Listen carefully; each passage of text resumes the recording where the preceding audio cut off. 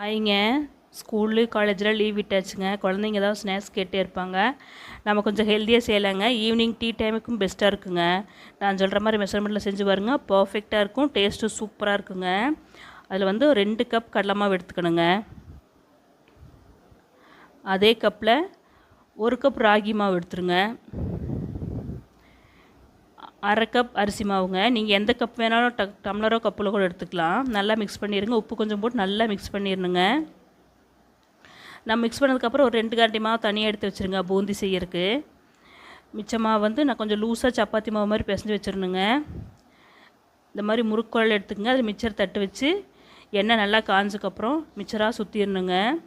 பார்த்திங்களா, நல்லா பபுள்ஸ் மாதிரி வந்திருக்கு. அந்த பபுள்ஸ் எல்லாம் குறைஞ்சிடணும், சவுண்டும் குறைஞ்சிருங்க. அப்போ மிச்சர் வெந்துருச்சுன்னு அர்த்தம். மிச்சர் திருப்பி போட்டு எடுத்துடணுங்க. இது ரொம்ப ஈஸி, பார்த்திங்களா, செய்யறது ரொம்ப ஈஸியாக இருக்குங்க.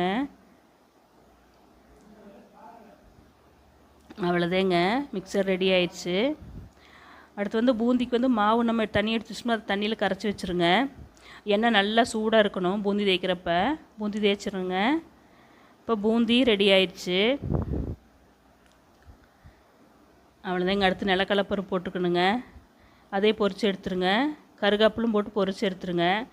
நம்ம மிக்சர் ரெடி பண்ணி வச்சுருக்கணும்னா அதில் போட்டுருங்க. பூந்தி, நிலக்கடலைப்பருப்பு, கருகாப்பிலையும் போட்டுருங்க.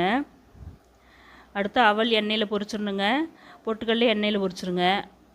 அவளையும் பொட்டுக்கடலையும் இதில் போட்டுருணுங்க. சூப்பராக இருக்குது, பார்த்தீங்களா. ஒரு குட்டி பாக்ஸில் மிளகாத்தூள், உப்பு, பெருங்காயத்தூள் போட்டு நல்லா மிக்ஸ் பண்ணி இந்த மாதிரி இந்த பாத்திரத்தில் போட்டுருங்க. அது இந்த மாதிரி நல்லா கலந்து கொடுத்துருங்க. அவ்வளோதாங்க, ராகி மிக்சர் ரெடிங்க.